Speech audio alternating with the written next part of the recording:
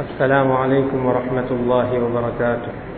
الحمد لله نحمده ونستعينه ونستغفره ونؤمن به ونتوكل عليه ونعوذ بالله من شرور أنفسنا ومن سيئات أعمالنا. من يهده الله فلا مضل له ومن يضلل فلا هادي له. أشهد أن لا إله إلا الله وحده لا شريك له وأشهد أن سيدنا ونبينا ومولانا محمدا عبده ورسوله صلى الله وسلم وبارك على نبينا محمد وعلى آله وصحبه وسلم تسليما كثيرا كثيرا. أما بعد، فقال الله تبارك وتعالى: أعوذ بالله من الشيطان الرجيم. بسم الله الرحمن الرحيم. يا أيها الذين آمنوا لا يحل لكم أن ترثوا النساء كرها ولا تعضلوهن لتذهبوا ببعض ما آتيتموهن إلا أن يأتين بفاحشة مبينة وعاشروهن بالمعروف فإن كرهتموهن فعسى أن تكرهوا شيئا ويجعل الله فيه خيرا كثيرا. صدق الله العظيم.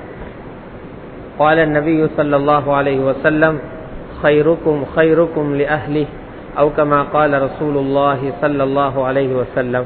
صدق رسول الله صلى الله عليه وسلم. எல்லா புகழும் புகழ்ச்சியும் அகிலத்தையே படைத்து பரிபாலிக்கும் ஏகவல்லோன் அல்லாஹ் ஜல்ல ஷானுவுக்கே உரித்தாகும். ஸலவாத்தும் சலாமும் எமது உயிரிலும் மேலான சய்யிதுனா முஹம்மது ஸல்லல்லாஹு அலைஹி வஸல்லம் அன்னவர்கள் மீதும் அவர்களது குடும்பத்தார்கள், பரிசுத்த சஹாபாக்கள், உத்தம தாபிஈங்கள், தபூ தாபிஈங்கள் மற்றும் எல்லா முஃமினான ஆண்கள் பெண்கள் அனைவர்கள் மீதும் என்றென்றும் உண்டாவதாக. கண்ணியத்துக்குரிய அல்லாஹுடைய நல்லடியார்களே, அல்லாஹு சுப்ஹானஹு வ தஆலாவினால் ஏவப்பட்ட ஏவல்களை எடுத்து நடக்கும்படியும் அவனால் விலக்கப்பட்ட அனைத்து விலக்கல்கள் இருந்தும் முற்று முழுதாக விலகி தவிர்ந்து நடந்து கொள்ளும்படியும் தக்வாவை கொண்டு வசியத்து செய்து கொள்கின்றேன்.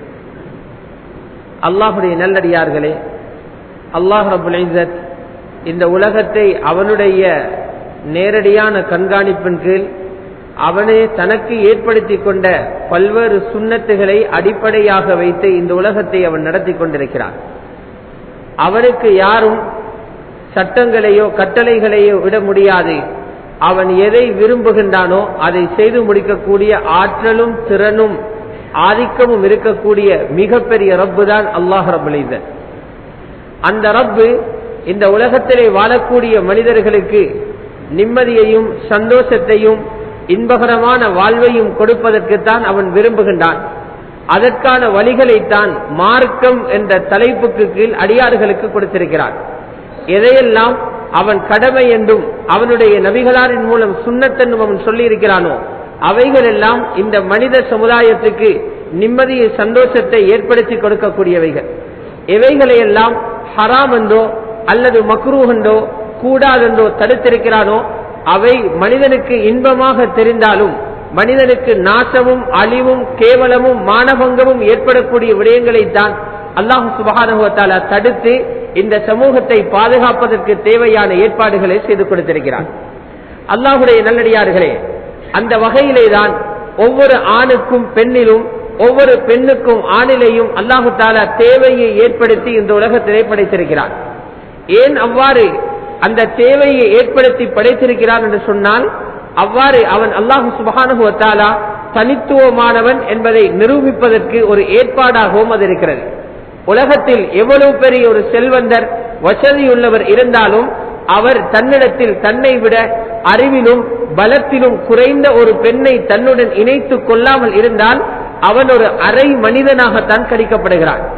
உலகத்தில் எவ்வளவு ஒரு செல்வந்த குடும்பத்திலே பிறந்து நல்ல கல்விக்கூடங்களிலே படித்து அழகும் சொத்து செல்வங்களையும் சேர்த்து வைத்த ஒரு பெண்ணாக இருந்தாலும் அவள் ஒரு ஆணிடத்திலே குனிந்து போகின்ற வரைக்கும் அவளை என்ற சமூகம் ஒரு பூர்த்தியான பெண்ணாக கருதுவதற்கு தயாராக இல்லை. அல்லாஹ் சுப்ஹானஹு வ தஆலா ஆணிலே பெண்ணுக்கு தேவை வைத்திருக்கிறான், பெண்ணிலே ஆணுக்கு தேவை ஏற்படுத்தியிருக்கிறான். இப்படி திருமணத்துடைய முறையை அல்லாஹ் சுப்ஹானஹு வ தஆலா இந்த உலகத்திலே ஏற்படுத்தி ஹஜ்ரத் ஆதம் அலைஹிஸ்ஸலாத்து வஸ்ஸலாம் அவர்களில் இருந்து ஹஜ்ரத் ஹவ்வா அலைஹிஸ்ஸலாத்தை படைத்து இந்த உலகத்துக்கு வருவதற்கு முன்னாலே மனித குலத்தில் திருமணம் என்ற முறையை அல்லாஹ் ஏற்படுத்தினான். திருமணம் என்பது இந்த உலகத்தில் ஆரம்பிக்கப்பட்ட ஒரு சுன்னத்தும் அல்ல, இந்த உலகத்தோடு முடிந்து போகும் ஒரு சுன்னத்தும் அல்ல. ஹஜ்ரத் ஆதம் ஹவ்வா அலைஹிஸ்ஸலாத்து வஸ்ஸலாம் இருவரையும் அல்லாஹு தஆலா நிக்காஹ் செய்து கொடுத்து உஸ்குன் அன்த வ ஜௌஜுகல் ஜன்னா, நீங்களும் உங்களுடைய மனைவியும் சுவர்க்கத்தில் வாழுங்கள் என்று அல்லாஹ் சுப்ஹானஹு வ தஆலா அனுப்பி வைத்தார். இந்த உலகத்தில் எல்லா நபிமார்களுடைய காலங்களிலும் திருமணம் நடந்திருக்கிறது. கடைசி நபியான ஹஜ்ரத் முஹம்மது ஸல்லல்லாஹு அலைஹி வஸல்லம் அவர்களுடைய காலத்திலும் திருமணம் நடக்கிறது. அந்த திருமணம் என்னுடைய சுன்னத் என்றும் மேலான நபி ஸல்லல்லாஹு அலைஹி வஸல்லம் சொல்லுகிறார்கள். உலகத்திலிருந்து எல்லா மனிதர்களும் போய் அவர்கள் மண்ணோடு மண்ணாக மாறி அவர்களுடைய எலும்புகளும் சதைகளும் மண்ணறைக்கு சென்றதற்கு பின்னாலும் திருமணம் நின்றுவிட மாட்டாது. அல்லாஹ் ரப்பல் இஸ்ஸத் தன்னுடைய குர்ஆனிலே குறிப்பிடுகின்றான், நாளை சுவர்க்கத்திலும் திருமணம் இருக்கின்றது. வஸவ்வஜ்னாஹும் பிஹூரின் ஈன், ஹூருல் ஈன் பெண்களை அந்த சுவர்க்க வாசிகளுக்கு நாம் திருமணம் முடித்து கொடுப்போம் என்று அல்லாஹ் சுப்ஹானஹு வ தஆலா திருமணம் என்ற சுன்னத் இது உலகத்தோடு முடியக்கூடிய ஒன்றல்ல, நாளைய கியாமத்திலும் திருமணத்தில் இருக்கும் இன்பங்களை முழுமையாக சுவர்க்கவாசிகள் அனுபவிப்பார்கள் என்பதை அல்லாஹ் தெளிவுபடுத்தியிருக்கிறார். ஆனால் திருமணத்துடைய விஷயங்களை கூறுவது இங்கு நோக்கமல்ல. திருமணம் முடித்த பின்னால் கணவனும் மனைவியும் வாழ்வதற்காக திருமணம் முடிக்கின்றார்களே தவிர திருமணம் முடிப்பதற்கு பின்னால் இருவரும் மனக்கசப்புகளை ஏற்படுத்தி அவர்களுக்கிடையில் கோபங்களை உண்டாக்கி பிரிவினைகளை உண்டாக்கி விவாகரத்து செய்து பிரிவதற்காக யாருமே திருமணம் செய்வது கிடையாது. திருமணம் ஏன் செய்யப்படுகிறது என்றால் அல்லாஹ் சுப்ஹானஹு வ தஆலா தன்னுடைய குர்ஆனிலே தெளிவுபடுத்துகின்றான், திருமணத்தின் மூலம் சஞ்சலம் அடைந்து கொண்டிருந்த ஒரு ஆணுக்கு மன நிம்மதி ஏற்படுகிறது. அதே போன்று தனக்கு ஒரு ஆண் துணை இல்லையே என்று பரிதவித்துக் கொண்டிருந்த ஒரு பெண்ணுக்கு அவருடைய உள்ளத்தில் ஒரு ராகத்தை ஏற்படுத்துவதாக அல்லாஹ் சுப்ஹானஹு வ தஆலா தன்னுடைய குர்ஆனிலே தெளிவுபடுத்துகின்றான். وَمِنْ آيَاتِهِ أَنْ خَلَقَ لَكُم مِّنْ أَنفُسِكُمْ أَزْوَاجًا என்ற ஆயத்தில் அல்லாஹ்வுடைய பல்வேறு அத்தாட்சிகளில் ஒரு அத்தாட்சி தான் உங்களுக்குரிய ஜோடிகளை மனித இனமான உங்களில் இருந்தே அல்லாஹ் படைத்தது அல்லாஹ்வுடைய மிகப்பெரிய குதிரத்துகளில் உள்ளதாகும் என்று சொல்லிவிட்டு சொல்லுகிறான். ஏன் திருமணம் என்று சொன்னால் லிதஸ்குனு இலைஹா, அந்த பெண்ணுடன் நீங்கள் சந்தோஷமாக வாழ்வதற்காக. திருமணம் முடிப்பது 2 மாதங்களிலே விவாகரத்து பெறுவதற்காக அல்ல. திருமணம் முடிப்பது 10 வருடங்களுக்கு பின்னால் பிரிந்து விடுவதற்காக அல்ல. திருமணம் முடிப்பது வயது போனதற்கு பின்னால் கோபங்களை உண்டாக்கி பிள்ளைகளை நடுரோட்டிலே விடுவதற்காக அல்ல. திருமணம் முடிப்பது நீங்கள் அவளுடனும் அவள் உங்களுடனும் சந்தோஷமாக வாழ்வதற்காக என்று அல்லாஹ் சுப்ஹானஹு வ தஆலா திருமணத்துடைய அடிப்படையான நோக்கம் மனிதர்களுடைய உள்ளத்தில் ராகத்தும் நிம்மதியும் ஏற்படுவதற்கு என்று தன்னுடைய குர்ஆனிலே தெளிவுபடுத்துகிறார். நாங்கள் எங்களுடைய அன்றாட வாழ்க்கையின் அனுபவங்களில் கூட இதை பார்க்கிறோம். ஒரு நீண்ட பிரயாணம் போகின்றோம், வெளிநாடுகளுக்கு போகின்றோம், அல்லது உள்நாட்டிலே ஒரு தூர பிரயாணம் போய் பல்வேறு கஷ்டங்களை பட்டதற்கு பின்பு அந்த ஆணுடைய உள்ளம் அல்லது அந்த பெண்ணுடைய உள்ளம் துடித்துக் கொண்டிருக்கும். இந்த வேலைகள் எப்பொழுது முடியும், இந்த பாரங்கள் எப்பொழுது குறையும் என்னவென்று கேட்டால் அவசரமாக வீட்டுக்கு போய் சேர வேண்டும். ஏன் வீட்டுக்கு போய் சேர வேண்டும்?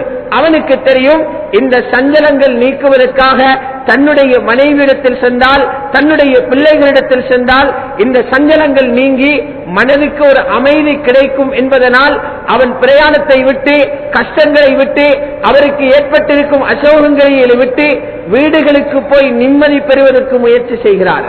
அல்லாஹ் சுப்ஹானஹு வ தஆலா குறிப்பிடுகின்றான், திருமண வாழ்வை ஏற்படுத்தி தந்தது உங்களுக்கு சந்தோஷத்தையும் நிம்மதியையும் ஏற்படுத்திக் கொள்வதற்காகத்தான். திருமணம் முடிப்பதனுடைய 2வது நோக்கம் ஒவ்வொரு ஆணும் அவர்களுடைய பார்வையில் இருந்து அந்நிய பெண்களை விடுவிப்பதற்காக.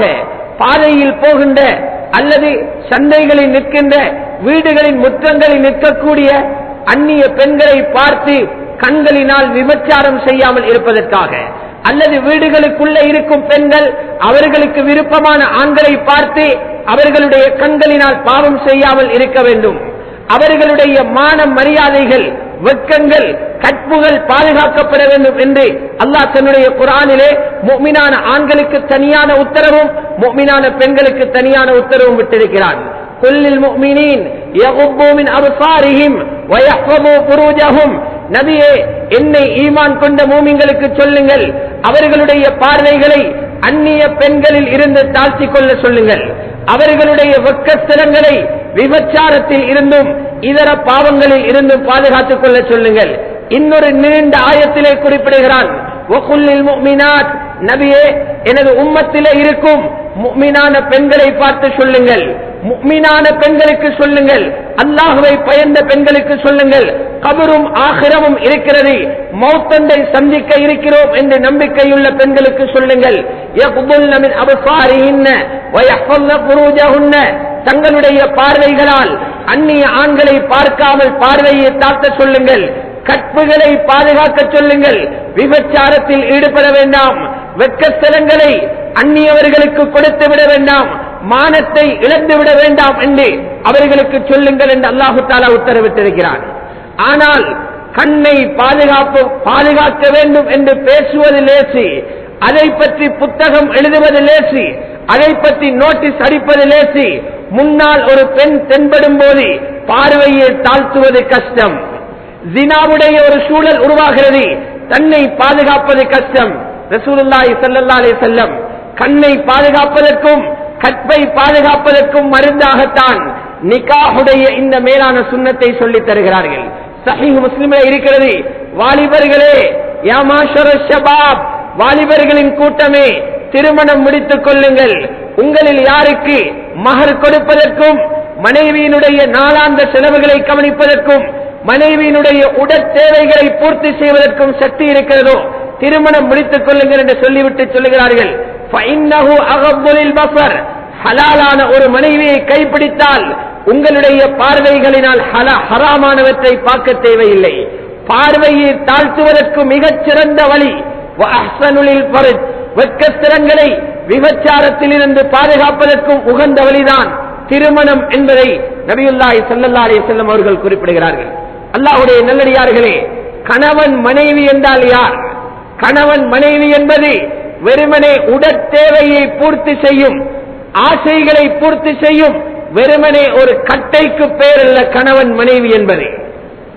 கணவன் தன்னுடைய மனைவியின் மூலமும் மனைவி தன்னுடைய கணவனின் மூலமும் வெளிரங்க தேவைகளையும் உடற் தேவைகளையும் ஆசைகளையும் பூர்த்தி செய்வதற்கு சொல்லும் பேரல்ல திருமணம் என்பது, கணவன் மனைவி வாழ்க்கை என்பது. மாற்றமாக கணவன் மனைவி என்றால் என்ன? இருவருக்கும் இடையில் அன்பு என்ற, பாசம் என்ற, இரக்கம் என்ற, முஹப்பத் என்ற அந்த ஒற்றுமை இணைப்பு இருவருக்கும் மத்தியில் கட்டாயம் இயக்க வேண்டும். அந்த ஒற்றுமையும் அன்பும் தான் கணவனுக்கும் மனைவிக்கும் இடையில உண்மையான வாழ்க்கையை ஏற்படுத்தும் என்பதையும் அல்லாஹுடைய குர்ஆன் மிக தெளிவாக எடுத்து காட்டுகிறது. அந்த ஒற்றுமை எப்படி ஏற்பட முடியும்? அந்த ஒற்றுமை எப்படி ஏற்படுத்த முடியும்? இன்று பல வீடுகளில், முஸ்லிம்களுடைய பல ஊர்களில், பல வீடுகளுக்குள்ளே கணவன் மனைவிகளுக்கிடையில் ஒற்றுமை இல்லாத தன்மையை பார்க்கிறோம்.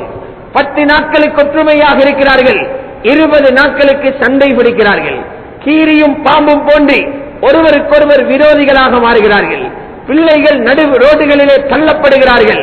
காவி கோட்டுகளிலும் இன்னும் பல போலீசுகளிலும் முஸ்லிம்களுடைய கணவன் மனைவி பிரச்சனையை அந்நிய மக்கள் தலையிட்டு அந்த பிரச்சனையை தீர்த்து வைக்கும் அளவுக்கு நம்முடைய முஸ்லிம்கள் மாறிவிட்டார்கள். அல்லாஹ்வுடைய நல்லடியார்களே, அன்பு என்பது பறிக்கப்பட்டு விட்டது, இரக்கம் என்பது பறிக்கப்பட்டு விட்டது. ஒருவருடைய குறையை மற்றவர் குறைத்து, ஒருவருடைய குறையை மற்றவர் மறைத்து, அவர் செய்த தவறுகளை மன்னித்து மறந்து அவர்களுக்கிடையில் ஒற்றுமையை ஏற்படுத்த தெரியாத அளவுக்கு நகமும் சதையும் போன்று இருந்த கணவனும் மனைவியும் தன்னுடைய வாழ்க்கைக்கு துணையாக வந்த மனைவியை மறப்பதற்கு, அவளை மறைப்பதற்கு தவறிய கணவர்களும் இன்று குடும்பங்களில் தோன்றியிருப்பது முஸ்லிம் சமூகத்துக்கு நல்லொரு அடையாளமாக இல்லை. அல்லாஹ் சுப்ஹானஹு வ தஆலா எதிர்பார்க்கிறான், கணவன் மனைவியினுடைய வாழ்க்கையின் சந்தோஷம் எப்பொழுது வரும் என்றால் வஜஅல பைனக்கும் மவத்தன் வ ரஹ்மா, கணவனும் மனைவியும் சந்தோஷமாக வாழ்வதற்கு தேவையான அடிப்படை அம்சத்தை, திருமணம் நடந்த அடுத்த நிமிடத்திலே அல்லாஹ் கொடுக்க தயாராக இருக்கிறார். பாருங்கள், இன்று உலகத்திலே உள்ளங்களை ஒற்றுமைப்படுத்துவதற்காக சர்வதேச மட்டத்திலே எவ்வளவு மாநாடுகள் நடத்தப்படுகிறது. ஒரு நாட்டிலே பிரிவினைவாதம் ஏற்பட்டு தனி நாடு தேவை என்று கோரிக்கை விடுக்கும் போது அவர்களை ஒற்றுமைப்படுத்துவதற்காக எத்தனை நாடுகளில் எத்தனை கோடி ரூபாய்கள் செலவழித்து சமாதானம் பேசப்படுகிறது. ஆனால் உள்ளங்களை ஒற்றுமைப்படுத்த முடியாது. உள்ளங்களுக்கிடையில் அன்பு வருவதென்பது அல்லாஹுடைய ரசூலுக்கு கூட செய்ய முடியாத ஒரு வேலை என்று குர்ஆன் சொல்லுகிறது. அல்லாஹுடைய ரசூலை பார்த்து அல்லாஹ் தன்னுடைய குர்ஆனிலே சொல்லுகிறான், லவ் அன்ஃபக்த மா ஃபில் அர்தி ஜமீஆ மா அல்லஃப்த பைன குலூபிஹிம். இந்த பூமியிலே இருக்கிற அனைத்து சொத்துகளையும் விற்று செலவழித்தாலும் கல்புகளுக்கு மத்தியில் உங்களால் ஒற்றுமையை ஏற்படுத்த முடியாது. வலாக்கின் அல்லாஹ் அல்லஃப பைனஹும். உள்ளங்களுக்கு மத்தியில் இணக்கத்தையும் ஒற்றுமையையும் ஏற்படுத்த அல்லாஹ்வால் மாத்திரம்தான் முடியும் என்று, ஒற்றுமை என்பது அல்லாஹ் கொடுக்கக்கூடிய ஒரு சொத்து என்று தன்னுடைய குர்ஆனிலே தெளிவுபடுத்துகிறார். ஆனால் பாருங்கள், 25 வருடங்களாக ஏதோ ஒரு குடும்பத்தில் பிறந்து வேறொரு ஊரில் வேறொரு மாவட்டத்தில் வளர்ந்து வந்த ஒரு ஆணும் 20 வருடங்களாக இன்னொரு ஊரில் இன்னொரு குடும்ப சூழலில் இன்னொரு தாய் தகப்பனுடைய கட்டுப்பாட்டில் வாழ்ந்த ஒரு பெண்ணும் திருமணம் என்ற தலைப்பிலே, நிகாஹ் என்ற தலைப்பிலே இணைகிறார்கள். மறுநாளே பாருங்கள், அவ்வளவு காலமும் தன்னுடைய இரத்தத்தை பாலாக மாற்றி இவனுக்கு கொடுத்து பாசமாக வளர்த்த தாயை விடவும் அன்று வந்த நேற்று வந்த அந்த பெண்ணை மதிக்க ஆரம்பிக்கின்றான். இவ்வளவு காலமும் தன்னுடைய உயிரையும் மதிக்காது மகளே என்று பாடுபட்டுக் கொண்டிருந்த தந்தையை விடவும் நேற்றிரவு தன்னுடைய கரம் பிடித்த கணவனை மதிப்பதற்கு அந்த மனைவி துணிகிறார் என்றால் இந்த வேகமான ஒற்றுமை, இந்த வேகமான பாசம் மனிதனுடைய சக்தியால் ஏற்படுத்தப்பட்டதல்ல. அல்லாஹ் குறிப்பிடுகிறான், நான் தான் அந்த அடிப்படையான பாசத்தை கணவனின் மனைவியின் உள்ளத்திலே ஏற்படுத்துகிறேன். வஜஅல பைனக்கும் மவத்தத வரஹ்மா. உங்களுக்கிடையே நேசத்தையும் அன்பையும் இரக்கத்தையும் அல்லாஹ்வே ஏற்படுத்துகிறான் என்று அல்லாஹ் சுப்ஹானஹு வ தஆலா தன்னுடைய குதிரத்தை எடுத்து கூறுகின்றான். அல்லாஹ்வுடைய நல்லடியார்களே, கணவன் மனைவியினுடைய குறையை மறைக்க வேண்டும், மனைவி கணவனுடைய குறையை மறைக்க வேண்டும். குறைகள் எப்பொழுதுமே வெளிப்படுத்தப்படக்கூடாதவைகள். கணவன் மனைவி என்றால் எவ்வளவு விஷயம் இருக்கும். சின்ன சின்ன விடயங்களை எல்லாம் மூன்றாவது நபரிடத்தில் போய் முறையிட்டுக் கொண்டிருப்பது இது முஹப்பத்தை, அன்பை இல்லாமலாக்கிவிடும். அல்லாஹ் சுப்ஹானஹு வ தஆலா கணவனையும் மனைவியையும் எப்படி குர்ஆனிலே சொல்லுகின்றான், ஹுன்ன லிபாசுல் லக்கும் வ அன்தும் லிபாசுல் லஹுன்ன. அந்த மனைவிமார்கள் உங்களுக்கு ஆடைகளை போன்றவர்கள், நீங்கள் அந்த மனைவிமார்களுக்கு ஆடைகளை போன்றவைகள். ஆடைகள் என்ன செய்யும்? ஆடைகள் எங்களுடைய ஔரத்தை மறைக்கும். ஆடைகள் ஔரத்தை மறைக்கும். மறைக்கப்பட வேண்டிய பகுதியை மறைப்பதற்கே ஆடைகளை பாவிக்கின்றோம். இரண்டாவது, ஏனைய உடம்பின் பகுதிகளை அலங்காரத்துக்காக ஆடைகளினால் மறைக்கிறோம். ஒரு கணவன் மனைவியினால் வெளிப்படக்கூடிய குறைகளை வெளியிலே சொல்லுபவர் அல்ல. அவர் கணவனாக இருக்க முடியாது, அவர் ஒரு துரோகியாக இருப்பார். மனைவியில் இருந்து வெளிப்படும் குறைகளை மறைக்கக்கூடியவரை அல்லாஹ் கணவன் என்ற வார்த்தையை கொண்டு அழைக்கிறார். கணவனில் இருந்தும் மனிதன் என்றால் பலகீனம் இருக்கத்தான் செய்யும். அந்த குறைகளை வெளிப்படுத்தாதவரையே மனைவி என்ற வார்த்தையை கொண்டு அழைக்கப்படுகிறது. புன்ன லிபாசுல்லக்கும் வான்தும் லிபாசுல்லஹுன்ன என்ற வார்த்தையை கொண்டு ஒவ்வொருவர்களும் அடுத்தவர்களுடைய குறைகளை மறைத்து, யாரிடமும் சொல்லாமல் அவர்களுக்குள்ளே மறைத்து அவற்றை மறந்து வாழ்பவர்கள் தான் கணவன் மனைவி என்ற வார்த்தை அல்லாஹ் குறிப்பிடுகின்றான். இந்த விடயத்திலே கணவன் சிறந்தவரும் அல்ல, மனைவி சிறந்தவளும் அல்ல. இஸ்லாமிய மார்க்கம் கணவன் மனைவிக்கு மத்தியில் சமத்துவத்தை பேணியது போன்று உலகத்தில் எந்த ஒரு மார்க்கமும் கணவனுக்கும் மனைவிக்கும் சமமான உரிமையை கொடுத்தது கிடையாது. உலகத்தில் உள்ள எல்லா பாஷைகளிலும் கணவனுக்கு ஒரு வார்த்தையும் மனைவிக்கு ஒரு வார்த்தையும் இருக்கிறது. தமிழ் மொழியில் ஆணுக்கு கணவன் என்கிறோம், பெண்ணுக்கு மனைவி என்கிறோம். அரபு மொழியில் மாத்திரம்தான் கணவன் மனைவி இருவருக்கும் ஒரே வார்த்தை உபயோகிக்கப்படுகிறது. ஜவுஜ் என்ற வார்த்தை தான் கணவனுக்கும், அதே ஜவுஜ் என்ற வார்த்தை தான் மனைவிக்கும் பாவிக்கப்படுகிறது. ஜவுஜா என்ற வார்த்தையும் மனைவிக்கு பாவிக்கப்படுவதுண்டு. ஆனால் அரபி மொழியிலே அது மிகவும் நாகரீகமுள்ள ஒரு சொல்லாக இல்லை என்பதை அரபு மொழி ஆய்வாளர்கள் சொல்வதன் மூலமாக இஸ்லாமிய மார்க்கம் அதன் அடிப்படை மொழியான அரபு மொழி கணவன் மனைவிக்கிடையிலே எவ்வளவு பெரிய சமத்துவத்தை பேணி இருக்கிறது என்பதை எங்களுக்கு பார்க்க முடியும். அல்லாஹ்வுடைய நல்லடியார்களே, இன்றைய காலகட்டத்திலே கணவன் மனைவிமார்களுக்கு இடையிலே எழும்பக்கூடிய பிரச்சனைகளை சுமூகமாக தீர்ப்பதற்கு வழி என்ன? ரசூலுல்லாஹி ஸல்லல்லாஹு அலைஹி வஸல்லம் ஒரு மனைவி அல்ல, 2 மனைவி அல்ல, 4 மனைவி அல்ல, ஒரே காலத்தில் 9 மனைவிமார்களை வைத்திருந்தார்கள். மொத்தம் 11 மனைவிமார்களை ரசூலுல்லாஹி ஸல்லல்லாஹு அலைஹி வஸல்லம் மௌத்தாகும் போது 9 மனைவிமார்கள் இருந்தார்கள். 9 மனைவிமார்களிடம் இருந்தும் விதம் விதமான பிரச்சனைகள் எழும்பத்தான் செய்தது. அஹ்லாக்கினால், உடுப்பினால், பொறாமையினால், ஒருவருக்கொருவர் அவர்களுக்கிடையிலே ஏற்படும் போட்டி நிலைமையினால் பல்வேறு அசௌகரியங்களை நபி ஸல்லல்லாஹு அலைஹி வஸல்லம் சந்திக்கத்தான் செய்தார்கள். ஆனால் எந்த ஒரு மனைவியிடம் பிரச்சனையின் போது அவளை தலாக் சொல்லி ஒழித்ததாகவோ, அவளை லானத்து செய்து வீட்டிலிருந்து துரத்தியதாகவோ, எந்த அளவுக்கு அல்லாஹ்வுடைய ரசூலின் குணம் என்றால் ஒரு மனைவிக்கு கூட தன்னுடைய கையை தூக்கி அடித்ததாகவோ சரித்திரத்தில் கிடையாது. அல்லாஹ்வுடைய ரசூல் ஸல்லல்லாஹு அலைஹி வஸல்லம் மனைவிமார்களை எப்படி அணுக வேண்டும் என்று அழகாக சொல்லி தந்தார்கள். ஆக அந்த ஒழுக்கங்களை பேணாததுதான் இன்று நம்முடைய முஸ்லிம்கள் வெளிரங்கத்திலே கணவன் மனைவி போன்று வாழுகிறார்கள், உள்ரங்கத்திலே பேய் பிசாசு போன்று அவர்களுக்கிடையில் முருகல் நிலைகளையும் பிரச்சனைகளையும் ஏற்படுத்திக் கொள்கிறார்கள். நபி ஸல்லல்லாஹு அலைஹி வஸல்லம் அவர்கள் எங்களுக்கு காட்டித் தந்த கணவன் மனைவிக்கிடையிலே முஹப்பத்தை, அன்பை ஏற்படுத்திக் கொள்வதற்காக பிரதானமான 7 விஷயங்களை சொல்லித் தருகிறார்கள். முதலாவது, எப்பொழுது மனைவியை கணவன் சந்திக்கிறாரோ அல்லது கணவன் மனைவியை சந்திக்கிறாரோ காணும் போது சலாம் சொல்ல வேண்டிய சுன்னத்தை நபி ஸல்லல்லாஹு அலைஹி வஸல்லம் காட்டித் தந்தார்கள்.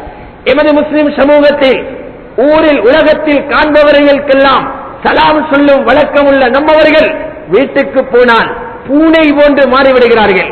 சலாம் சொல்வதற்கு வாய் வருவது கிடையாது.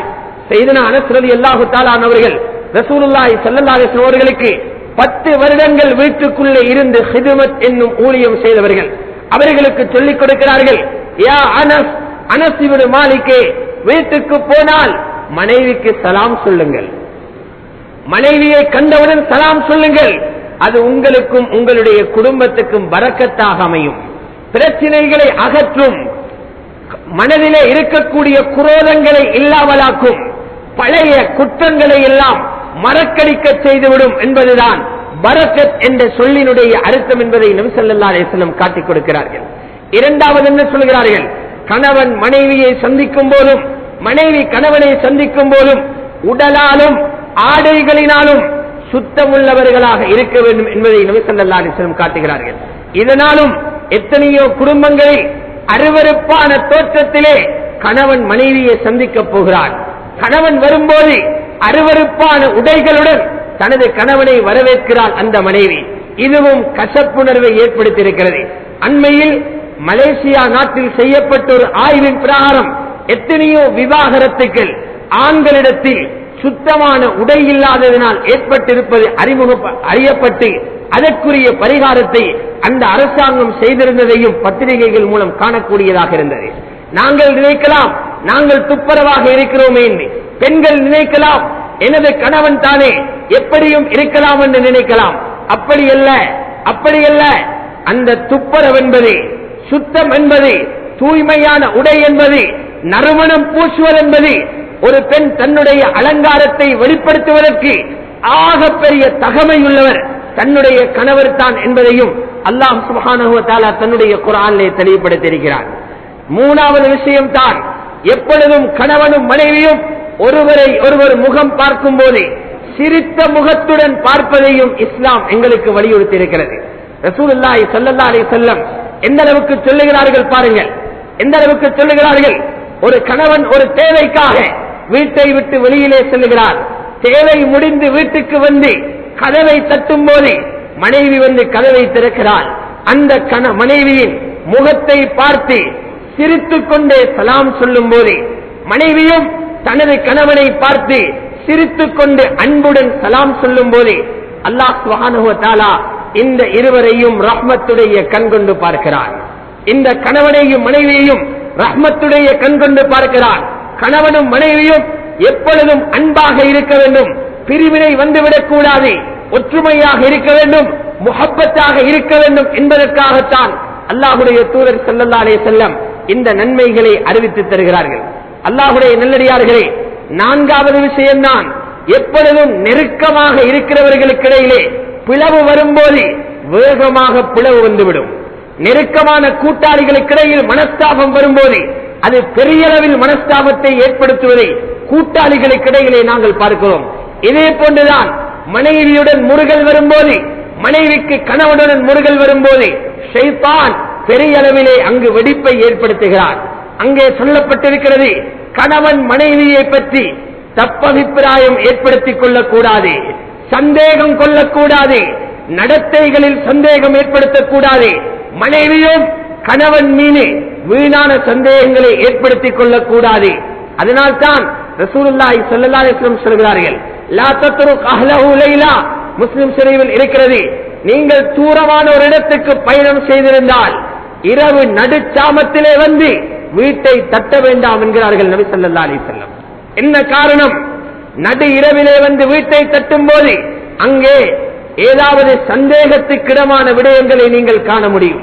இது உங்களை தலாக்கிலே கொண்டு போய் முடியும், தலாக்கிலே கொண்டு போய் சேர்க்க முடியும். அவ்வாறு வருவதாக இருந்தால் முன்கூட்டியே நான் இரவில் வருவேன் என்ற தகவலை அனுப்ப வேண்டும் என்பதையும் நபி ஸல்லல்லாஹு அலைஹி வஸல்லம் சொன்னதன் மூலம் கணவன் மனைவிக்கிடையிலே தப்பபிப்பிராயத்தை ஏற்படுத்தாமல் இருக்க எவ்வளவு அழகான முறையை நபி ஸல்லல்லாஹு அலைஹி வஸல்லம் சொல்லி தந்திருக்கிறார்கள். புகாரியினுடைய விரிவுரையில் எழுதப்பட்டிருக்கிறது, இந்த ஹதீஸுக்கு மாற்றம் செய்த சிலர் முன்னறிவிப்பு செய்யாமல் திடீரென்று தன்னுடைய வீட்டுக்கு வந்ததனால் அல்லாஹ் அவர்களை சோதித்தான். ஒரு ஜின்னை அல்லது ஏதோ ஒரு உருவத்தை அந்நிய ஆணுடைய உருவத்திலே மனைவியுடன் இருக்க வைத்து அவர்கள் பாரிய சோதனைக்கு உட்படுத்தப்பட்டார்கள் என்ற செய்தியையும் புகாரி ஷரீஃபுடைய விரிவுரையில் எழுதப்பட்டிருக்கிறது. சந்தேகம் வந்தால் என்ன நடக்கும்? மனைவியை துருவி துருவி தேட ஆரம்பிப்பார். கணவன் மீது தப்பான எண்ணங்கள் மனைவிக்கு வந்துவிட்டால் அடுத்த கட்டம் கணவனுக்கு பின்னால் ஆள் விட்டு துப்பு துளக்கும் செயலிலே ஈடுபடுவார்கள். தப்பான எண்ணம் கொள்ளுவதும் தவறு, எந்த ஒரு முஸ்லிமுடைய குறையையும் தேடித் தெரிவது தவறு. வலா தஜஸ்ஸஸு, யாருடைய குறைகளையும் துருவி துருவி தேட வேண்டாம் என்று அல்லாஹ் சொல்லுகிறான் என்றால் கணவன் மனைவியினுடைய குறையையும் மனைவி கணவனுடைய குறையை தேடுவதும் எவ்வளவு பெரிய பாவம் என்பதை அறிந்து கொள்ளுங்கள். ஆறாவது புத்திமதியாக இஸ்லாம் சொல்லித் தருகிறது, மனைவியினால் ஒரு தவறு நடந்துவிட்டால், மனைவியினால் ஒரு குற்றம் நடந்துவிட்டால் அதற்கு அவசரமாக தண்டனை கொடுப்பது, அதற்கு அவசரமாக பழி வாங்குவது, இதையும் இஸ்லாம் தடுத்திருக்கிறது. ரசூலுல்லாஹி ஸல்லல்லாஹு அலைஹி வஸல்லம் 9 மனைவிமார்களுடன் இருக்கும் போது எவ்வளவு பெரிய சோதனைகளுக்கு ஆளாக்கப்பட்டார்கள். ஆயிஷா ரலியல்லாஹு தஆலா அன்ஹா அவர்களுடைய முறை வரும், ஒரு வாரத்தில் ஒரு மனைவிக்கு ஒரு நாள் என்று ரசூலுல்லாஹி ஸல்லல்லாஹு அலைஹி வஸல்லம் பிரித்துக் கொடுத்திருந்தார்கள். ஆயிஷா ரலியல்லாஹு தஆலா அன்ஹா அவர்களுடைய வீட்டிலே இருக்கும் நாளில் இன்னொரு மனைவி, அந்த மனைவி சமையலை திறமையாக சுவையாக சமைக்க தெரிந்த ஒரு மனைவி, அன்று வீட்டிலே ஒரு விசேடமான உணவை தயாரிக்கிறார்கள். அந்த மனைவி அநேகமாக ஹஜ்ரத் ஸைனப் அல்லது உம்மு சலமா ரலியல்லாஹு தஆலா அன்ஹுமா, இந்த இருவரில் ஒருவர் அந்த உணவை சமைத்திருந்தார்கள். அந்த சுவையான உணவை நான் மட்டும் ருசிப்பதா, எனது அன்பு கணவரும் இதை ருசிக்க வேண்டுமே என்ற ஆசையில் ஒரு பாத்திரத்திலே அந்த உணவில் ஒரு பகுதியை போட்டு தனது வீட்டில் இருந்த வேலையாளிடம் கொடுத்து அனுப்புகிறார் அந்த மனைவி. வேலையாளோ ஆயிஷா ரலியல்லாஹு தஆலா அன்ஹா அவர்களுடைய வீட்டை தட்டி, இந்த மனைவி உங்களுக்கு இந்த உணவை கொடுத்தார்கள் என்று கொடுக்கும் போது ஆயிஷா ரலியல்லாஹு தஆலா அன்ஹா அவர்கள் அதை பார்த்துக் கொண்டிருக்கிறார்கள். எனது வீட்டிலே கணவர் இருக்கும் போது பக்கத்து வீட்டிலே உள்ளவள் கணவனுக்கு சாப்பாடு அனுப்புவதா, நான் சமைக்கும் உணவு ருசியாக இல்லையா என்று அந்த பெண்களுக்கு வரக்கூடிய உணர்ச்சி மேலேற்றினால் அவளுடைய கையிலே இருந்த பாத்திரத்துக்கு ஆயிஷா ரலியல்லாஹு அன்ஹா அவர்கள் ஓங்கி அடிக்கிறார்கள். இவ்வளவுக்கும் ரசூலுல்லாஹி ஸல்லல்லாஹு அலைஹி வஸல்லம் இந்த காட்சியை பார்த்துக் கொண்டிருக்கிறார்கள். பாத்திரம் கீழே விழுந்து விடுகிறது, உடைகிறது, உணவெல்லாம் அங்கே சிதறி இருக்கிறது. இப்படியான ஒரு நிலைமையிலே எங்களை போன்ற ஒருவராக இருந்தால் அந்த மனைவியின் ரோஷத்துக்கு முன்னால் நாங்கள் எப்படி நடந்து கொண்டிருப்போம் என்பதை பாருங்கள். நபி ஸல்லல்லாஹு அலைஹி வஸல்லம் மனைவியை அதட்டவும் இல்லை, பயமுறுத்தவும் இல்லை, நீ செய்தது தவறு என்று ஏசவும் இல்லை, பழி வாங்கவும் இல்லை. என்ன செய்தார்கள்? மௌனமாக பார்த்துக் கொண்டிருக்கிறார்கள். அந்த அடிமை பெண்ணை கூப்பிட்டுக் கொண்டு கீழே இறங்கி கீழே குனிந்து விழுந்திருக்கும் உணவுகளை பிறக்கு என்று சொல்கிறார்கள். நபி ஸல்லல்லாஹு அலைஹி வஸல்லம் தன்னுடைய கைகளினால் அந்த உணவை பிறக்கிக் கொண்டு காரத் உம்முக்கும், உங்களுடைய தாய்க்கு கொஞ்சம் சூடாகி இருக்கிறது, ரோஷம் வந்துவிட்டது, ஆயிஷாவுக்கு கோபம் வந்திருக்கிறது போலும் என்று சொல்லி உணவை அப்படியே எடுத்து விடுகிறார்கள். சற்று நேரத்திலே அமைதி அடைகிறார்கள் ஆயிஷா ரலியல்லாஹு தஆலா அன்ஹா அவர்கள். நபி ஸல்லல்லாஹு அலைஹி வஸல்லம் ஹஜ்ரத் ஆயிஷாவுடைய கோபம் தீர்ந்ததன் பின்னால் அந்த ஆயிஷாவை பார்த்து சொல்லுகிறார்கள், ஆயிஷா, நீங்கள் செய்தது ஒரு தவறான பிழையான வேலை. அந்த பெண்ணுடைய பாத்திரத்தை உடைத்தீர்கள். இந்த அடிமை போய் இங்கு நடந்ததை அவரிடத்தில் சொன்னால் ஒரு யுத்தமே இங்கு வெடித்துவிடும். அதனால் வேறொரு உங்களுடைய வீட்டிலே இருக்கும் நல்ல பாத்திரத்தை கொடுத்தனுப்புங்கள் என்று நபி ஸல்லல்லாஹு அலைஹி வஸல்லம் கோபத்தையும் இறக்கி சமாதானம் செய்து அடுத்த மனைவியுடன் பிரச்சினை வராமல் உபதேசத்தினால் பொறுமையினால் தன்னுடைய மனைவியை கட்டுப்படுத்துகிறார்கள். தன்னுடைய உம்மத்திலே உள்ள ஒவ்வொரு ஆணுக்கும் படிப்பிக்கிறார்கள், மனைவியை கட்டுப்படுத்துவது பிரம்பால் அல்ல, மனைவியை கட்டுப்படுத்துவது தும்பு தடியால் அல்ல, மனைவியை கட்டுப்படுத்துவது இடுப்பிலே இருக்கும் பெல்ட்டால் அல்ல, மனைவியை கட்டுப்படுத்துவது பொறுமை என்ற அந்த மெஷினினால் தான், அந்த ரிமோட் கண்ட்ரோலினால் தான் மனைவியை கட்டுப்படுத்த முடியும் என்பதையும் மேலான நபி ஸல்லல்லாஹு அலைஹி வஸல்லம் சொல்லித் தருகிறார்கள். தனது மனைவிமார்களுக்கு அடிக்கக்கூடிய பழக்கமுள்ள சஹாபாக்களை திருமணம் செய்யக்கூடாது என்ற அபிப்பிராயத்தையும் நபி ஸல்லல்லாஹு அலைஹி வஸல்லம் சஹாபா பெண்களுக்கு சொல்லிக் கொடுத்தார்கள். ஃபாத்திமா பின்த் கைஸ் ரலியல்லாஹு தஆலா அன்ஹா அவர்கள் என்று நினைக்கிறேன், இத்தாவுடைய காலத்திலே இருக்கிறார்கள். ஒரு கணவனிலிருந்து பிரிந்து இத்தாவிலே இருக்கிறார்கள். இத்தா முடிய முன்பே நபி ஸல்லல்லாஹு அலைஹி வஸல்லம் சொல்கிறார்கள், அடுத்த திருமணம் முடிக்க முன்னால் எங்களுடன் ஆலோசனை செய்து கொள்ளுங்கள் என்று சொல்லி அனுப்புகிறார்கள். திருமணம் முடித்த இத்தாவுடைய காலம் முடிந்த பின்பு அந்த சஹாபி பெண்மணி நபி ஸல்லல்லாஹு அலைஹி வஸல்லம் வந்து, என்னை பல பேர் திருமணம் பேசி வருகிறார்கள் யா ரசூலல்லாஹ், முஆவியாவும் பேசி வருகிறார், அபுல் ஜஹமும் பேசி வருகிறார், யாரை திருமணம் செய்ய யா ரசூலல்லாஹ் என்று கேட்கும் போது நபி ஸல்லல்லாஹு அலைஹி வஸல்லம் சொல்கிறார்கள், முஆவியா இருக்கிறாரே அவர் சுலூக், அவரிடத்தில் வசதி வாய்ப்புகள் இல்லை, நீ கஷ்டப்படுவாய் என்று ஆலோசனை சொல்லிவிட்டு, அபுல் ஜஹம் இருக்கிறாரே இவர் தடியை தன்னுடைய கையிலே இருக்கும் சாட்டையை கழுத்திலே இருந்து கழுத்திலே வைக்காதவர் என்றால் அதிகமாக பெண்களை அடிக்கக்கூடியவர், அந்த அவரிடத்தில் நீ மனைவியாக போக போகிறியா என்று சொல்லிவிட்டு உஸாமத் இப்னு ஸைதை நிக்காஹ் செய்யும் என்று நபி ஸல்லல்லாஹு அலைஹி வஸல்லம் அவர்கள் அந்த பெண்ணுக்கு அடிப்பவருக்கும் வழிகாட்டாமல், ஏழையாக இருக்கும் இவருடைய தேவையை பூர்த்தி செய்ய முடியாத நிலையில் இருக்கும் அவருக்கும் வழிகாட்டாமல் தன்னுடைய புத்திமதியை நபி ஸல்லல்லாஹு அலைஹி வஸல்லம் அந்த பெண்மணிக்கு கொடுக்கிறார்கள். அல்லாஹ்வுடைய நல்லடியார்களே, இது மட்டுமல்ல, 8வது விஷயம்தான், எப்பொழுதும் அநேகமான கணவன்மார்களிடத்தில் இருக்கும் தவறுதான் மனைவிக்கு புத்திமதி சொல்லுவது கிடையாது. தன்னை போன்றே அவளும் பெரிய புத்திசாலி என்று தனக்கு நிகராக அவளை இடை போடுவதனால் நிறைய குடும்பங்களில் பிரச்சனை வருகிறது. ஒவ்வொரு கணவனும் விளங்க வேண்டும், அவள் எவ்வளவு படித்திருக்கட்டும், அதிகாரியாக இருக்கட்டும், ஒரு பிரதமராக இருக்கட்டும், ஜனாதிபதியாக இருக்கட்டும், யாராக இருந்தாலும் ஆணை விட அவளுக்கு புத்தி குறைவுதான். இதை அடிமனதிலே வைத்துக் கொண்டால் பிரச்சினை வரும்போது ஒரு சின்ன பிள்ளை குழப்பம் பண்ணுவதாகவே அந்த பெண்ணை இவர் உற்று நோக்குவார். தண்டனைக்கு விரைய மாட்டார், முடிவெடுக்க விரைய மாட்டார், அவசரப்பட மாட்டார் என்பதையும் நாங்கள் அனைவர்களும் உணர வேண்டும். நபி ஸல்லல்லாஹு அலைஹி வஸல்லம் அவர்களும் தங்களுடைய மனைவிமார்களை கட்டுப்படுத்தி வைத்திருந்தார்கள். அடிக்கடி முன்னைய நபிமார்களுடைய காலத்தில் இருந்த கணவன் மனைவிகளுடைய சரித்திரங்களை மனைவிமார்களுக்கு சொல்லி அந்த மனைவிமார்களுக்கு கொடுக்கப்பட்டிருக்கும் நியமத்துகளை நபி ஸல்லல்லாஹு அலைஹி வஸல்லம் ஞாபகப்படுத்துவார்கள். இங்கே ஒரு நீண்ட சரித்திரம் புகாரியிலும் முஸ்லிமிலும் இருக்கிறது. யமன் நாட்டிலே 11 மனைவிமார்கள் ஒரு இடத்திலே ஒன்று சேருகிறார்கள். ரசூலுல்லாஹி ஸல்லல்லாஹு அலைஹி வஸல்லம் ஹஜ்ரத் ஆயிஷா ரலியல்லாஹு தஆலா அன்ஹா அவர்களிடத்தில் இந்த 11 மனைவிமார்களும் கலைத்துக் கொண்ட விடயத்தை மனைவியினுடைய உள்ளத்தை சாந்தப்படுத்துவதற்காக சொல்லி காட்டுகிறார்கள். யமனிலே 11 பெண்கள் ஒரு இடத்தில் ஒன்று கூடி அவர்களுக்கிடையிலே ஒரு சத்திய வாக்கு பண்ணுகிறார்கள். 11 பேரும் அவரவருடைய கணவன்மார்களின் குறைகளை சொல்லியாக வேண்டும். கணவனின் உண்மையான நிலைமையை மறைக்காமலே உள்ளதை உள்ளபடி வெளியாக்க வேண்டும் என்று சபதம் செய்து 11 மனைவிமார்களும் அவர்களுக்கு இடையிலே பேசிக் கொள்கிறார்கள். 11 பேருடைய விவரங்களையும் இங்கே சொல்வதாக இருந்தால் மிகவும் நீண்ட ஒரு நேரம் தேவைப்படும். அதிலே அந்த 11 பேருடைய சரித்திரத்தையும் கட்டாயம் அறிய வேண்டும். அப்படி அறிந்தால்தான் நாங்கள் விளங்கிக் கொள்ள முடியும். நான் எனது மனைவிக்கு அந்த 11 எத்தனாம் நம்பர் கணவனாக இருக்கிறேன் என்பதை புரிந்து கொள்ள முடியும்.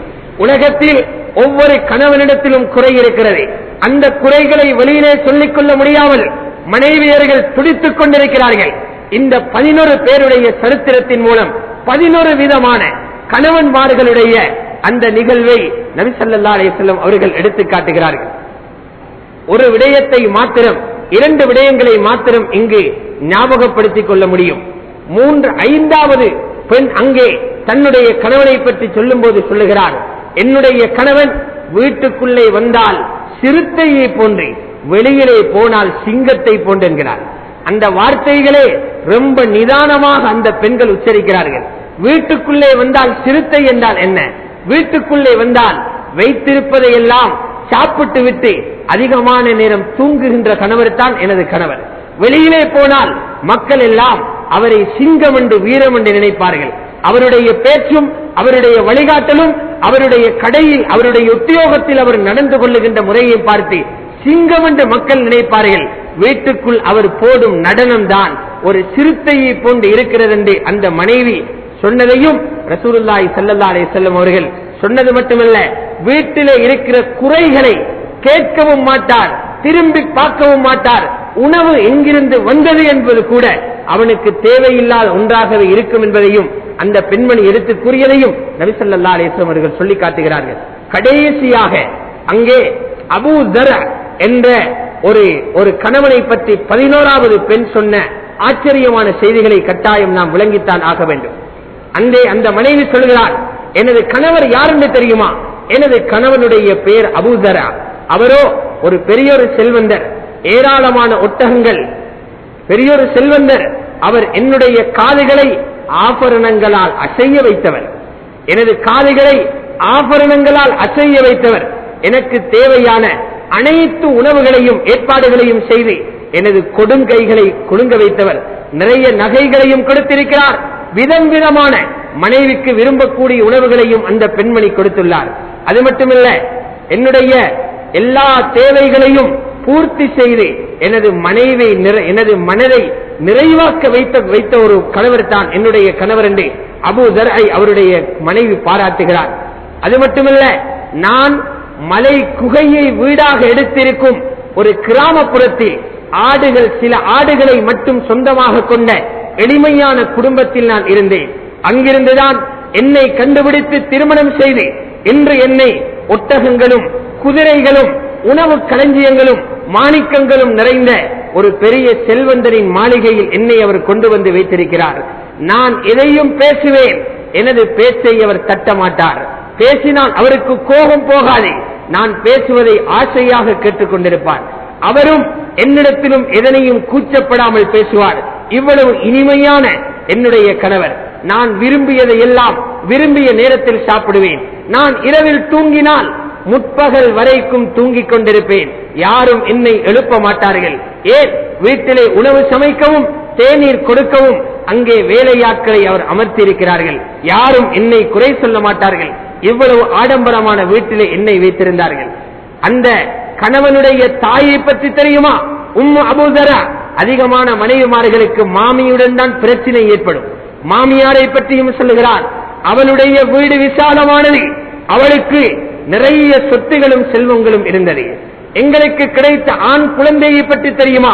இப்னு அபீ தர், அவனுடைய படுக்கை உருவப்பட்ட வாளை போன்று சிறியது. அவன் ஒரு மெல்லியவன், தோற்றத்தில் அழகானவன். அந்த மகனோ எந்த நேரமும் உணவு கொடு என்று கஷ்டப்படுத்த மாட்டான். ஆட்டு இறைச்சியின் ஒரு துண்டை கொடுத்தாலும் அவனுடைய பசியை போக்குகின்ற நிலைமையில் அவன் போதுமாக்கிக் கொள்வோனாக இருந்தான். எங்களுக்கு கிடைத்த பெண் குழந்தை பிந்து அபீ தர் பற்றி தெரியுமா? அவளோ மிகவும் அழகான ஒரு பெண். தாயையும் தந்தைக்கும் மீறி நடக்காது, சொல் கேட்டு நடக்கும் ஹிதுமத்து செய்யும் ஒரு பெண்ணாக இருந்தாள். அவளுடைய உடம்போ கெட்டானது. அவளுடைய ஆடைகளால் உடம்பு நிறைந்துவிடும், உடம்பினால் ஆடை நிறைந்துவிடும். பக்கத்து வீட்டு பெண்கள் அவளை பார்த்தாலே பொறாமைப்படுகின்ற அளவுக்கு அவளுடைய அழகும் சௌந்தரியமும் இருந்தது. அபூதருடைய வீட்டிலே இருந்த வேலைக்காரியே தெரியுமா, அவளும் மிகவும் மிகவும் விரும்பத்தக்கவளாக இருந்தாள்.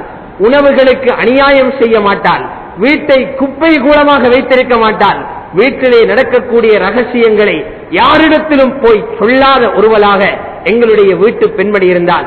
இவ்வளவு சந்தோஷமாக இருந்த நாம் ஒரு நாள் வசந்த காலம், அந்த காலத்தின் காலை பொழுதிலே அபூ தர்ஆ வீட்டிலிருந்து ஒரு சுற்றுப்பயணம் போனான். ஓரிடத்திலே அழகும் சௌந்தரியமும் நிறைந்த ஒரு அழகான பெண்ணை பார்க்கிறான். அவளுடைய இடுக்குக்கு கீழே 2 சிறுத்தைகளை போன்ற பிள்ளைகள் மாதுளம் கனிகளை வைத்து விளையாடிக் கொண்டிருக்கிறார்கள். அவளின் அழகிலே மயங்கிய அபூ தர்ஆ என்னை தலாக் சொல்லிவிட்டு அந்த பெண்ணை திருமணம் செய்து கொண்டான். எனக்கு மறுமணம் முடித்து வைக்கப்பட்டது. இன்னொரு செல்வந்தரை நான் திருமணம் செய்தேன். அவனும் சளைத்தவன் அல்ல, நிறைய உணவுகளை இரட்டையாக 2 மடங்கு கொண்டு வந்து தந்து, நீனும் சாப்பிடு, உனது தாய்க்கும் சாப்பிட கொடு என்று அள்ளி கொடுத்தான். இருந்தாலும் எனது 2வது கணவன் தந்த அனைத்து சொத்துகளையும் சேர்த்தினாலும் அபூ தர்ஆ தந்த ஒரு பாத்திரத்துக்கு அது சமமாகாது. அவ்வளவு தூரம் முந்திய கணவர் என்னை கௌரவப்படுத்தினார் என்று அந்த பெண்மணி சொல்லி முடிக்க ரசூலுல்லாஹி ஸல்லல்லாஹு அலைஹி வஸல்லம் ஹஜ்ரத் ஆயிஷாவை பார்த்து சொல்லுகிறார்கள், ஆயிஷாவே, இந்த 11 கணவன்மார்களில் அபூ தர்ஆ உம்மு தர்ஆவுடன் எப்படி இருந்தாரோ அதுபோன்றுதான் நான் உன்னுடன் இருக்கிறேன் என்று ஹஜ்ரத் ரசூலுல்லாஹி ஸல்லல்லாஹு அலைஹி வஸல்லம் ஹஜ்ரத் ஆயிஷாவுடைய உள்ளத்தை சந்தோஷப்படுத்துகிறார்கள். இப்படியாக அன்பு, பண்பு, பாசம் என்ற இந்த தன்மைகளுடன் வாழும் போதுதான் அல்லாஹ் சுப்ஹானஹு வ தஆலா குடும்ப வாழ்க்கையில் சந்தோஷத்தையும் நிம்மதியும் ஏற்படுத்துவான். அப்படியான நல்ல குடும்பங்களை அல்லாஹ் தஆலா எங்கள் அனைவர்களுக்கும் தந்தருள்வானா. யா அல்லாஹ், எங்களுடைய பாவங்களை மன்னித்தருள்வாயாக. முழு உலகிலும் வாழும் முஸ்லிமான முஃமினான ஆண்கள் பெண்கள் அனைவர்களுடைய பாவங்களை மன்னித்தருள்வாயாக. இறுதி நேரத்தில் லா இலாஹ இல்லல்லாஹு முஹம்மதுர் ரசூலுல்லாஹ் என்ற உயர்ந்த கலிமாவை சொன்னவர்களாக இந்த உலகத்தை விட்டு பிரியும் மேலான பாக்கியத்தை தந்தருள்வாயாக. ஆமீன். வாஹிர்